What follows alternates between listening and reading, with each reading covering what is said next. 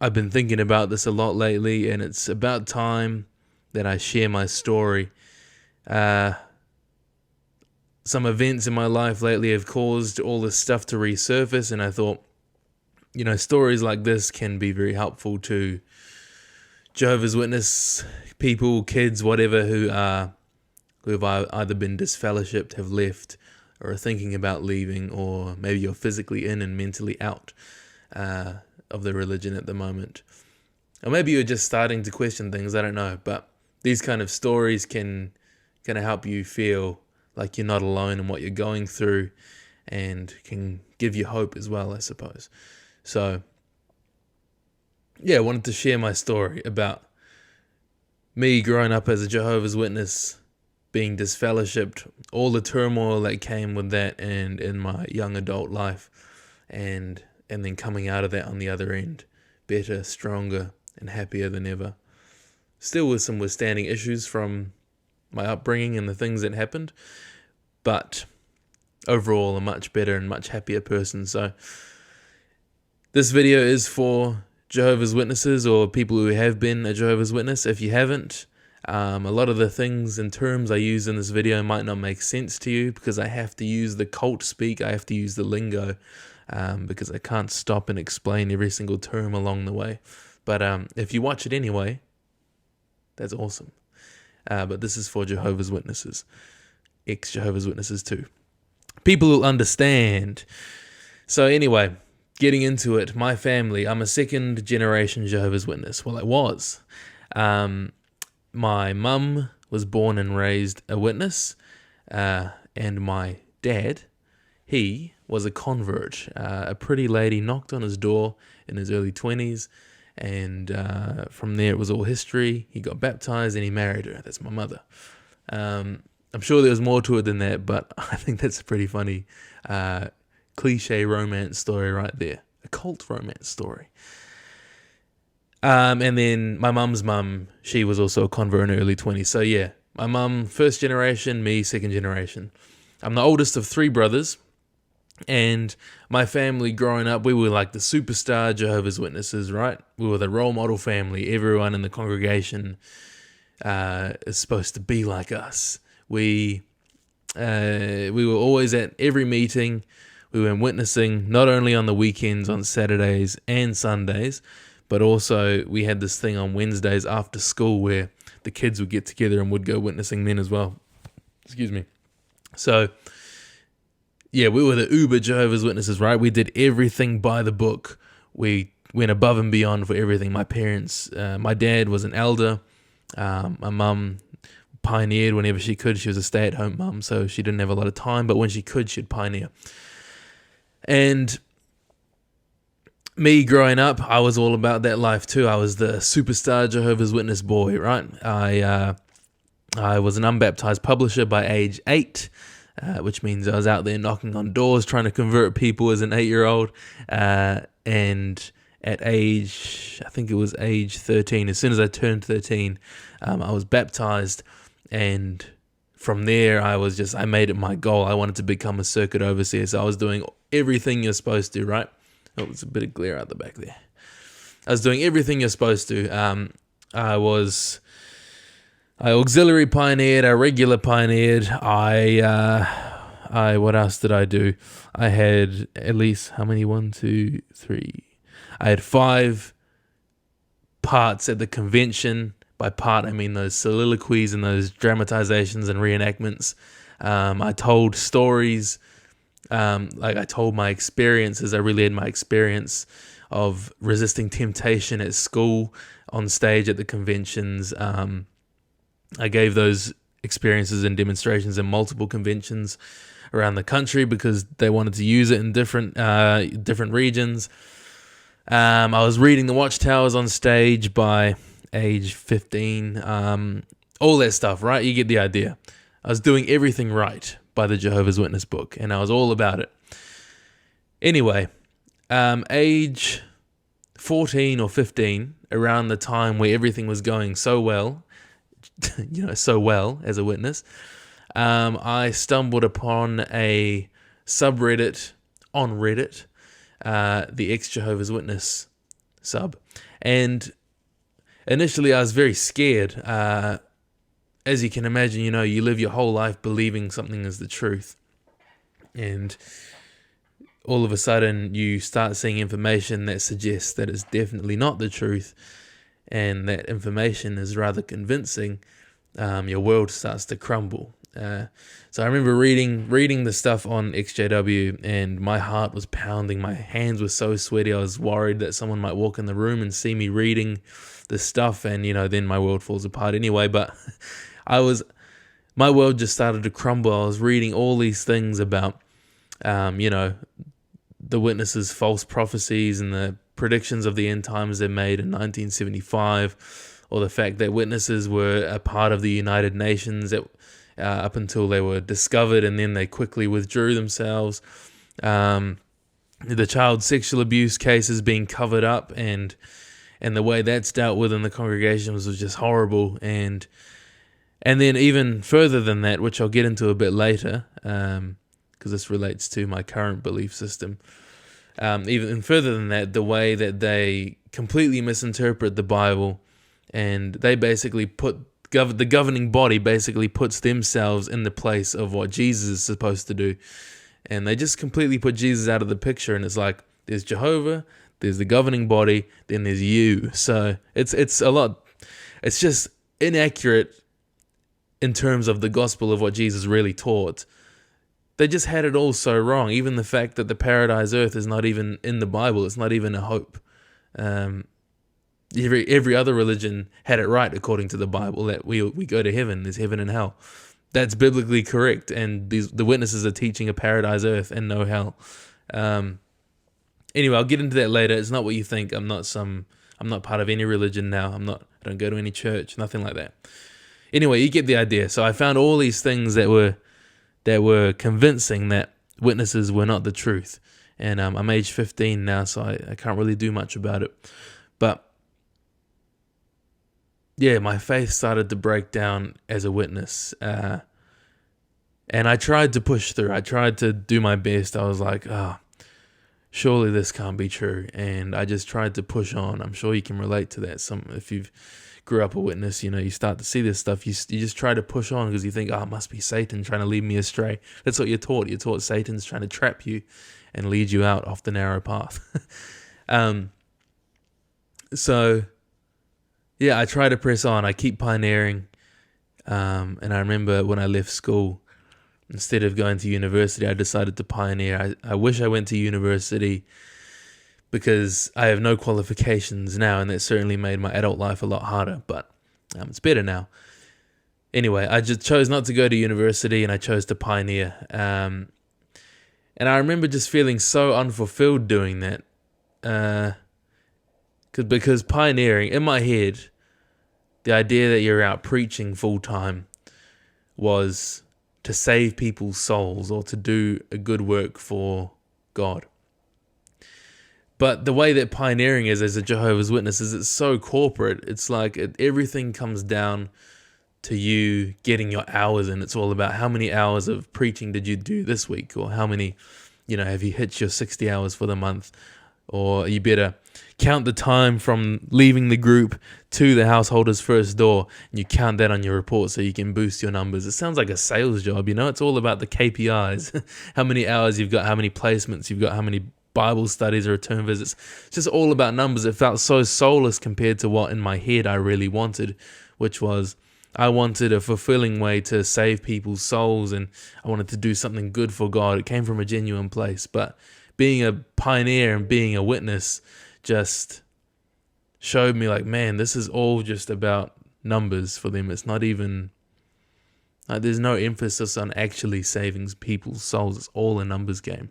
And every other pioneer was just the same. They're all obsessed with, how many hours you're getting in, how many studies and return visits you have or whatever.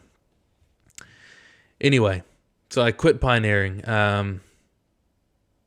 Great choice. I decided I'm done with this. I'm just going to go to meetings, do what I can on the weekends, and I'm just going to go get a proper job. So I end up going into sales, into a sales job, a corporate sales job. And I suppose this was where I started to gain a little bit of freedom. Finally, I've got an excuse to be away from home. Goodness me, let me turn off my bloody emails. Leave me alone.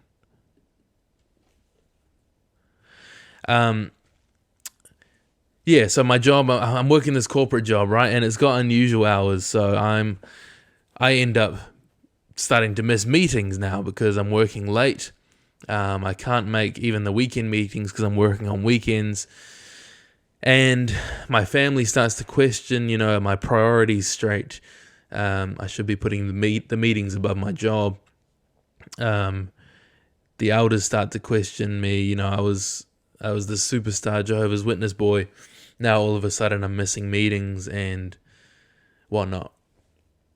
And around this time as well, I started to grow a beard, and you know how big a deal that is as a witness. Like, if you're a man and you want a beard, they're like, oh, you're starting to look spiritually weak. Now, that's literally what someone said to me. They said it to a friend of mine. They said, oh, that Cameron, he's growing a beard now. And, when a brother grows a beard, that's a sign of their spiritual weakness. Just all this real judgmental rubbish about facial hair. This stuff grows naturally on a man. Why? What does it have to do with your spirituality? It's ridiculous. Anyway, I started to grow a beard. I start missing meetings now and then. Inside, I'm really losing that jazz that I had for being a witness. The illusion's starting to fade. I'm starting to see through the cracks of the organization, and I'm researching a lot more. And I just, about a year into working my job, I'm just like, I can't keep doing this for the rest of my life. I'm unconvinced this is the truth. It's not the truth anymore. I can't do it. I can't keep pretending. I can't keep giving parts at the meeting. I can't keep going out door knocking on the weekends, trying to convert people to something I don't believe in.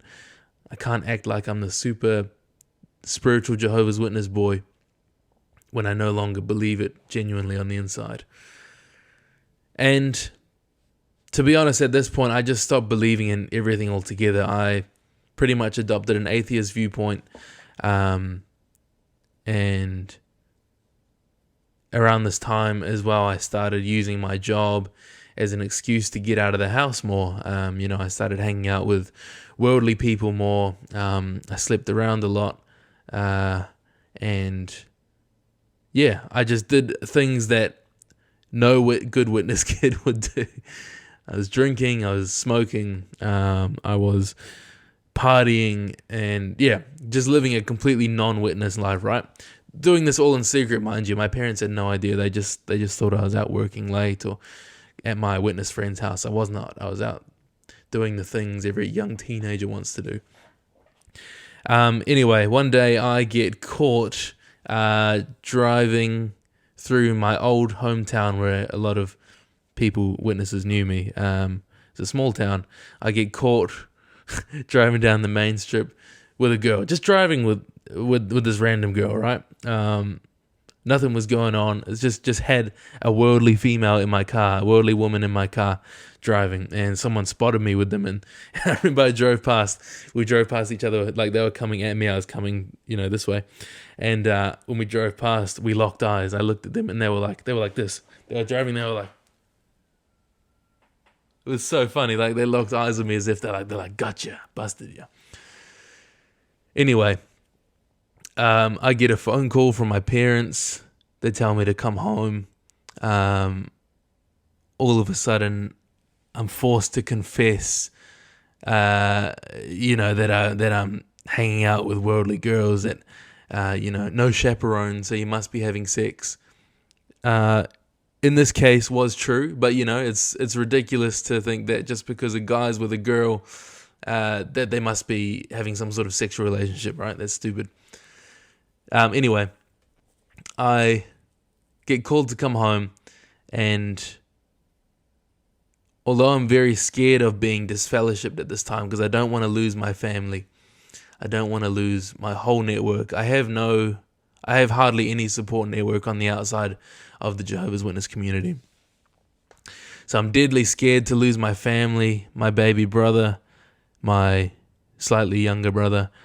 I'm just scared to lose them because I love my family. I've always loved my family. They're the most important thing in the world to me. And I was just scared to lose them.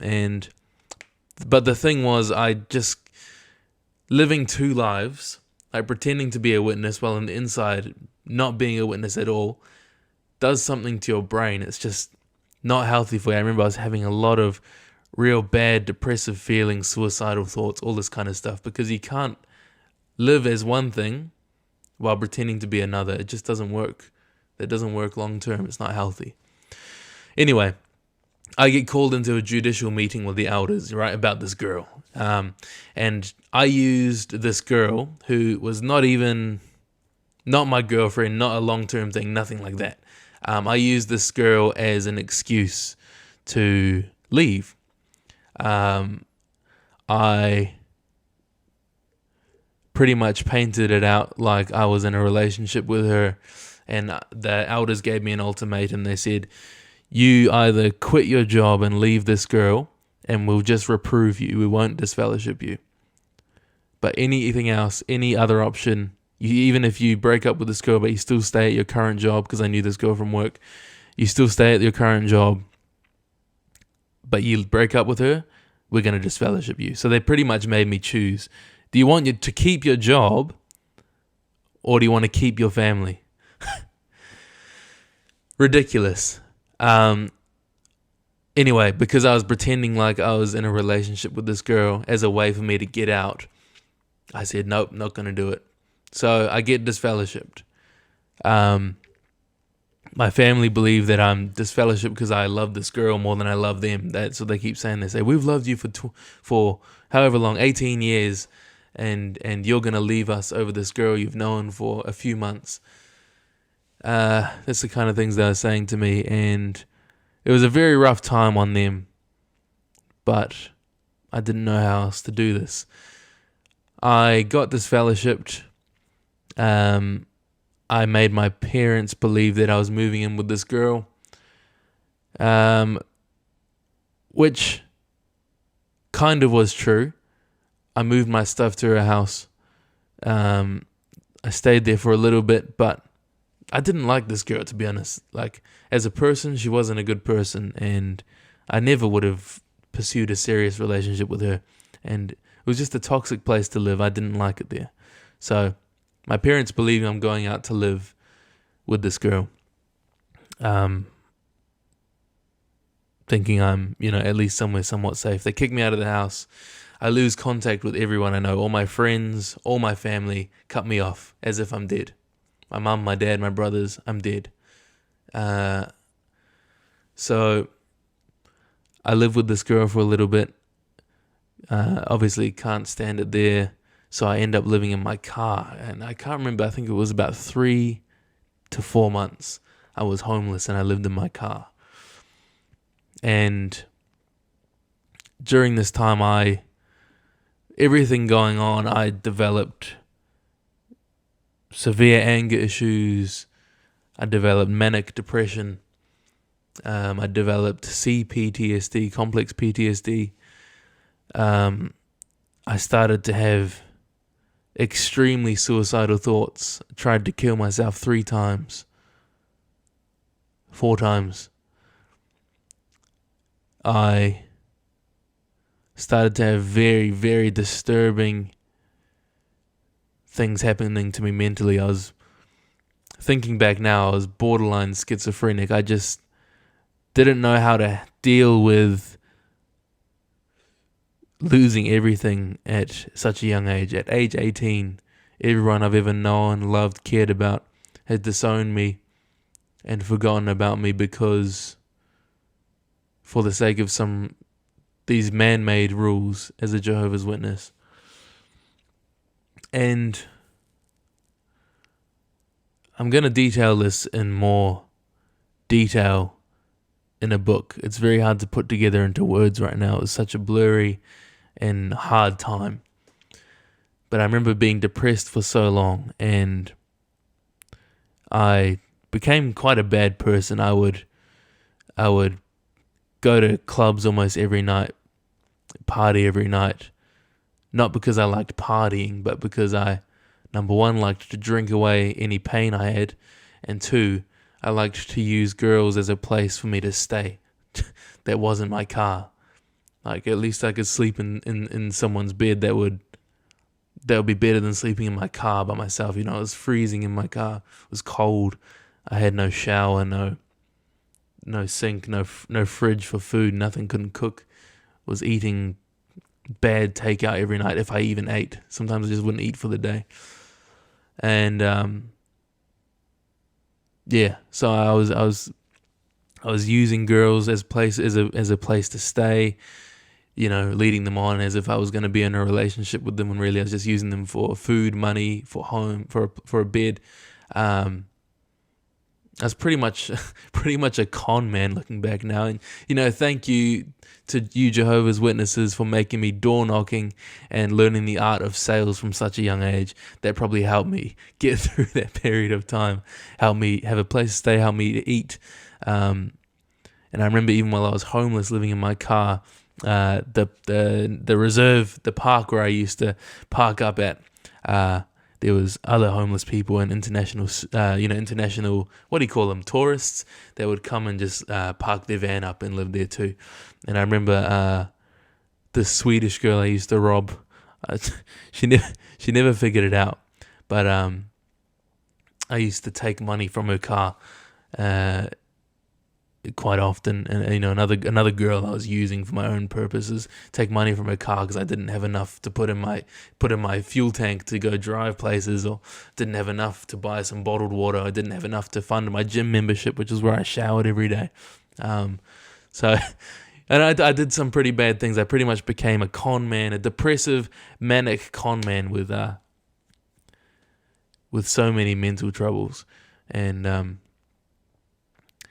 anyway, so that went on for a while. I ended up with my job. I was still working my job at this time, just living in my car. They had no clue I was homeless. I didn't tell anyone. I ended up being able to afford my own apartment. So I moved into an apartment, and I don't know why, but that was even worse than living in my car. When I was in my apartment, it just felt like I was even more alone with my thoughts. And I had so many very, very strange hallucinatory experiences,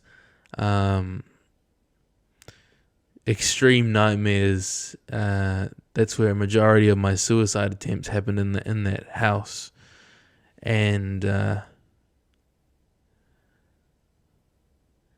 was just a struggle. And knowing I had nobody to reach out to, I had no real friends I could talk to about this. I had none of my family, obviously, because they stopped talking to me. And anyway, one day I'm in my shower, and I'd just tried hanging myself in the shower. The rope broke, so thank goodness for that, because I would have hated to lose out on what the future was going to give me. But the rope broke. I'm sitting there in my shower. The water's run cold. I'm on the ground just crying my heart out, sobbing. Like I couldn't. It was crying to the point where I couldn't even breathe anymore. It was just like a silent, that real silent sob where you've just got nothing in you to actually make a noise, to even produce tears. You're just sobbing. And I remember just like crying out to God, like, why me? Why me? And keep in mind, I'd pretty much given up any sort of belief at this stage. And I was just crying out to God, like, why would you do this to me? And I felt this very warming sensation, as if something was telling me it was okay. And I never felt this before. And I remember just, my eyes were shut, and I remember I just could feel, I don't know if it was just the pressure in my head or whatever, I don't know, but I just could feel like this extremely bright light in the bathroom, and just an overwhelming sense of calm that kind of made me feel comforted, like something was there with me for once. and something cared about me for once. And anyway, that calmed me down a bit. I got out of the shower and I was like, I need to see my family again. I don't care how I'm going to do this. I need to see them again. I missed them terribly during this time. I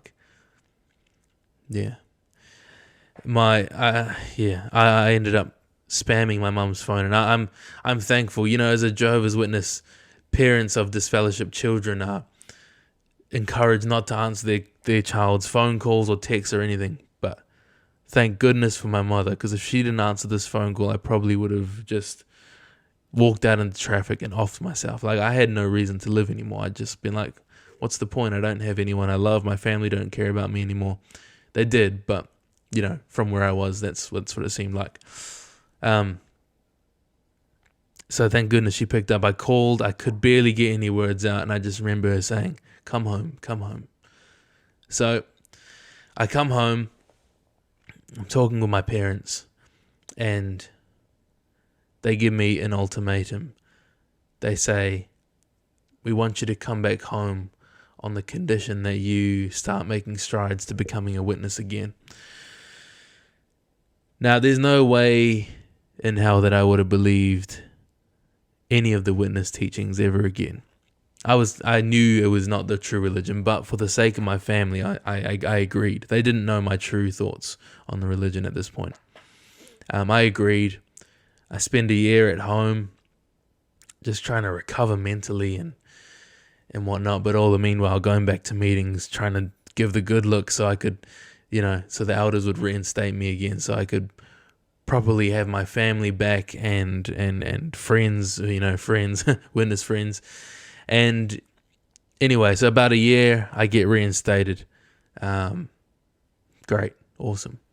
Everyone's crying and clapping. I'm like, I was here this whole time and none of you even cared. I get reinstated, and then I move out of home again because I'm like, okay, now I can't keep pretending to be a witness. I'm going to move out of home, and my plan was just to go inactive and fade, right? And have no reason. I'll never meet with the elders. They'll have no reason to disfellowship me again. So I move out of home. I live my previous lifestyle, right? I'm partying, I'm sleeping around, whatever. Just being a young man. What young men do, Anyway, I end up meeting this girl at my workplace, and everything just clicked with her. It was cool. We understood each other. We got along well. I always liked this girl, and turns out she liked me too. And anyway, we dated for 3 months. And then we just decided, you know what? Let's get married. I just knew in my head, I'm going to get married. If I know it's the right one, why waste any time? I was like, you want to get married? Sure. We got married in a registry office, and it's done, right? So I break the news to my parents. I say, hey, I'm getting married this weekend. And they were like, well, at least we don't have to worry about you anymore getting disfellowshipped. At least you'll be married. So, yeah, anyway, that was funny. That's a whole nother story. I get married. And then I just begin my fade from there. I'd no longer go to the meetings, nothing like that. My parents still ask me, hey, are you going to come to the meetings? I say, no. They were okay with me being inactive, obviously okay as they could be. Not fully okay with it, but I become inactive. I'm living a married life. Now, there's a lot of things that happen in this time, a lot of problems I held on to, a lot of mental problems, psychological problems that I had from everything I'd been through, from being disfellowshipped and I guess even just from being raised a witness, the kind of issues that causes in the real world for a person. Because this is a worldly girl, and obviously I'm kind of strange in that sense because I grew up a witness, and me still being fussy about Christmas and birthdays. I don't know why I was, but that was all a problem, and even just down to the way that I thought of women and treated women was a result of the Jehovah's Witness mentality of viewing the woman as the weaker and lesser vessel. What a I don't know. So I held on to a lot of that kind of stuff, and I'm going to detail the experiences of my marriage in my book. But just to get to the point, 3 years later, age 24, I'm still dealing with the effects of complex PTSD, but for the most part, I've healed.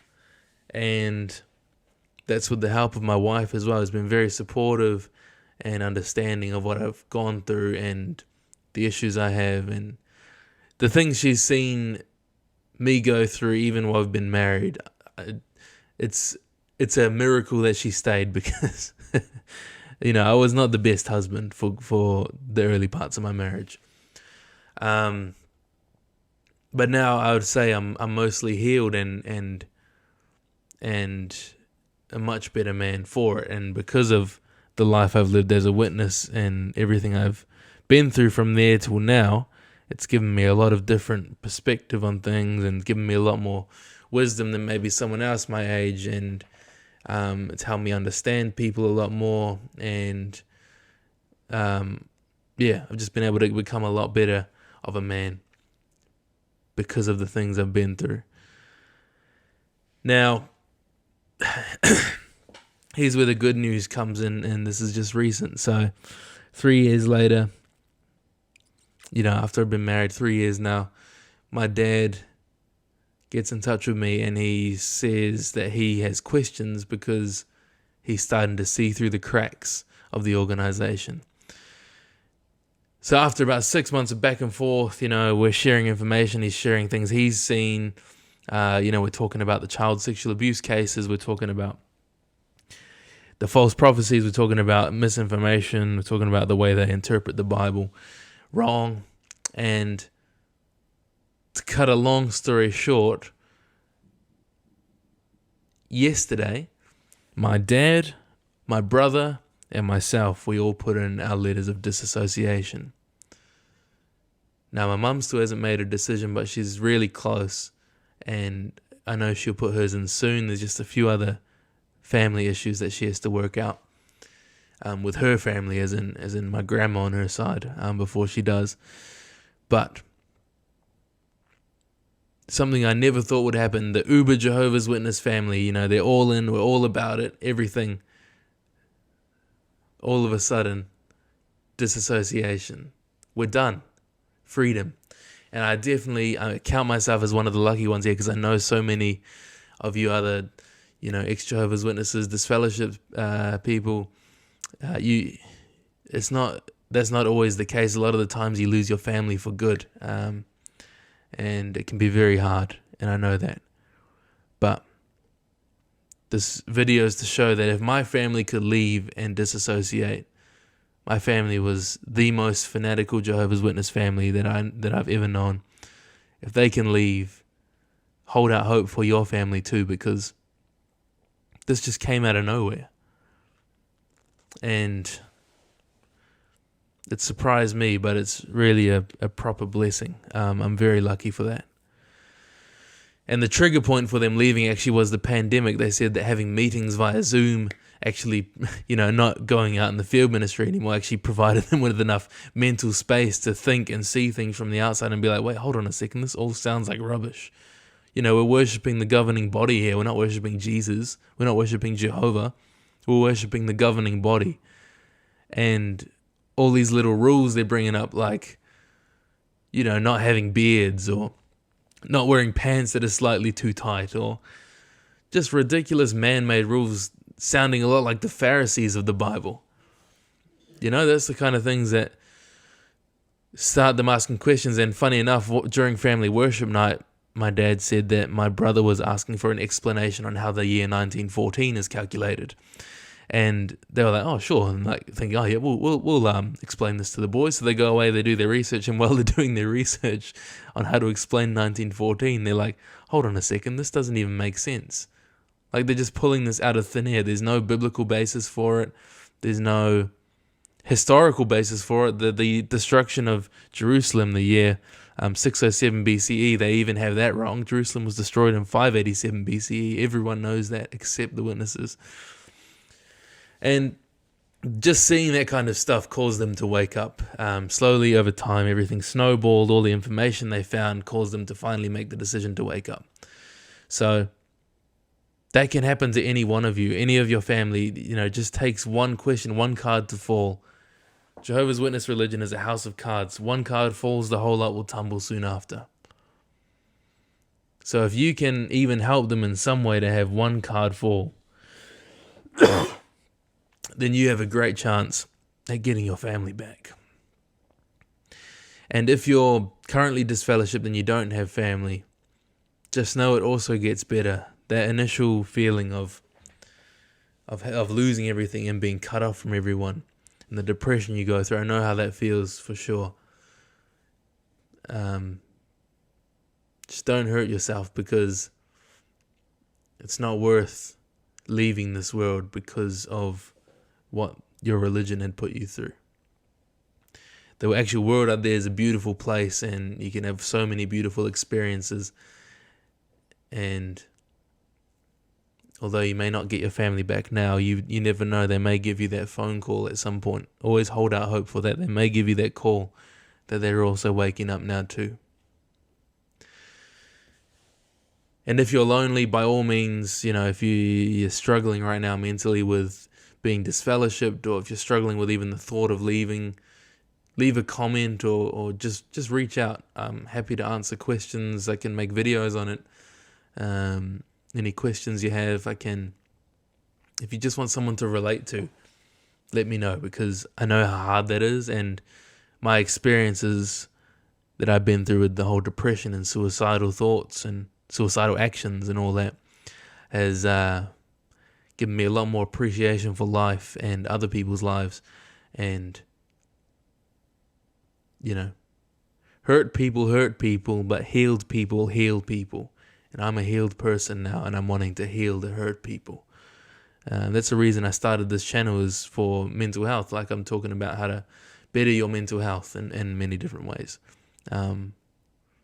This video is, my Jehovah's Witness story has nothing really to do with mental health. It does, but, it's not along with the theme of my channel. But yeah, feel free to subscribe and just join in our group, I can talk more about my Jehovah's Witness experiences. Like I said, I'm writing a book at the moment of everything I've been through in more detail, because so much more happened that I can't fit into this video. And I also wanted to talk about, my newfound faith in Jesus, in God.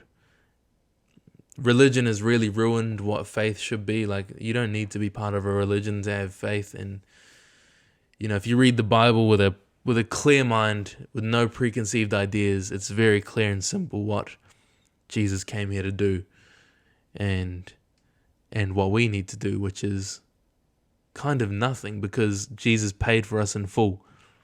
We're paid for by grace, and we're saved through faith. And, religion is such a judgmental and harsh thing for the world. Like, no one should be hating gay people, or no one should be judging you for your choices and the way you dress. No one should be judging you for wanting to pursue a job over going to church. No one should be judging you for your choice in entertainment. The Bible is plainly clear about that, and all our works are nothing but filthy rags towards God. And we're all guilty of the same sin. So I'm going to get into that a bit more in another video, because this video has been going 40 minutes already.